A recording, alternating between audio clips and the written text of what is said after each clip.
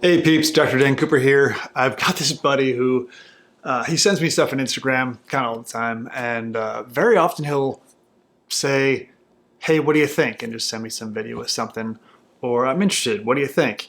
And so I thought I'd share one of those with you today. He sent me a video that was talking about the old BPC 157, and if you haven't heard of BPC 157, it is a compound within this class of compounds called peptides, and they're all the rage right now. So if you haven't heard about them, you're probably just not in the biohacking or wellness space, so it doesn't really matter.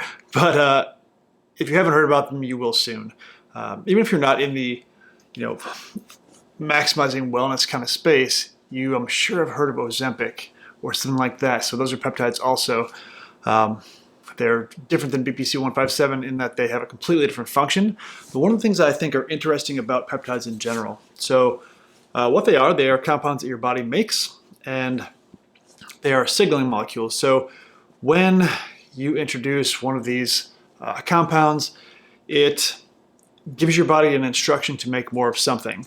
So I bring this piece up because I like them for a reason, and here's one of these reasons. So one of the problems with taking exogenous hormones, for example, so if I were to take testosterone, if I were to take growth hormone as an outside substance that I inject into myself, that poses problems for my physiology because it downregulates my body's need to produce it myself.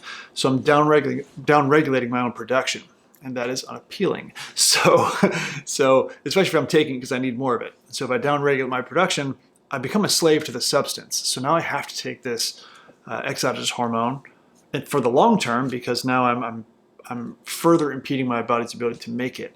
So peptides are cool in that they actually exercise your organs and glands that make those things because it's a signal to do more. And so you're working the machinery, your own body's machinery to make more of that thing.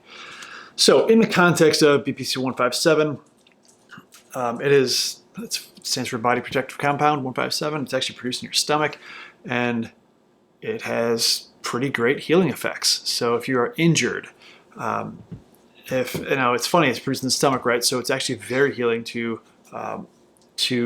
alimentary canal issues. So stomach, intestines, if you have injuries or damage there for any other reason, it's really, really beneficial to that, but it also works in the rest of your body too. So people will mention the Wolverine stack. Sounds awesome. Wolverine's the coolest character in X-Men, so who doesn't want to have the Wolverine stack? What that is BPC 157 and another compound called TV500. So they are both these tissue regeneration, healing enhancing peptides. They work on different mechanisms though. So I will say there's two things I want to say about this now. One of them is that BPC 157 works on a different mechanism than TB500. There is one risk with BPC 157 that there isn't with TB500, and that risk is that one of the mechanisms of action for BPC 157 is that it encourages angiogenesis. So all that means is it encourages you to create new blood vessels, which makes sense for new tissues to, be created and to thrive. And need to have a blood supply that goes to them, right? So you got to create some new blood vessels to feed those tissues. That is all well and good for healing tissues.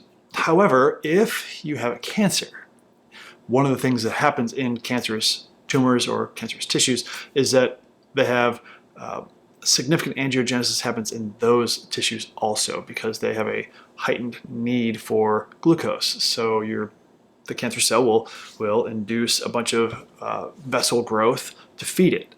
So if you have any cancers, or if you think you might, BPC 157 might not be a great choice. That's why it's always recommended to be screened for cancer prior to starting BPC 157. And even so, the recommendation is a 6-week, like a maximum duration of taking it as is, and that's the reason.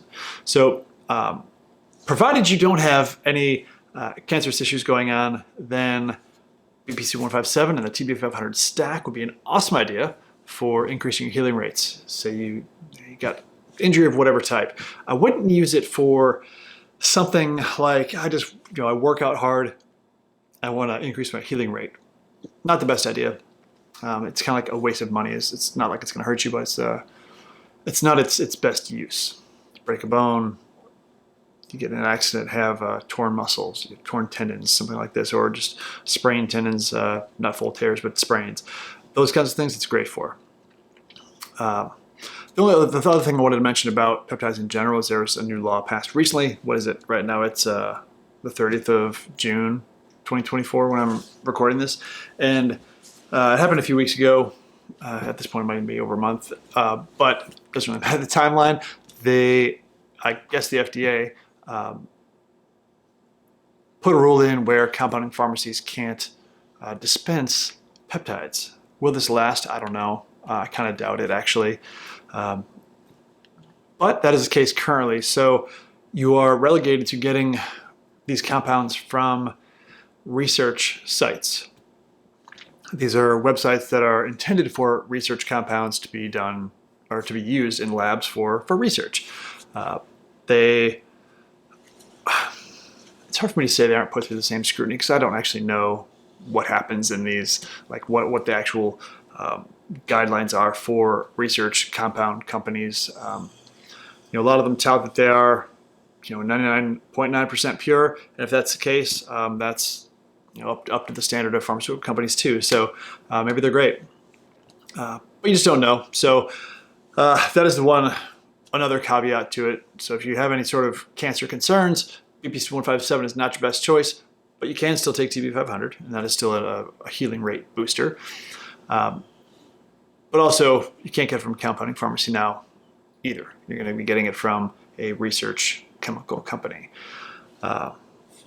Since we're talking about healing rates and increasing, and I would like to mention that there's a lot of things that you can do for yourself to increase your regenerative capacity and your healing rates naturally. It's kind of one of those things where it seems to be popular now, at least in the space that I occupy. It seems to be popular where people really love the out-of-the-box thing that's like the special thing.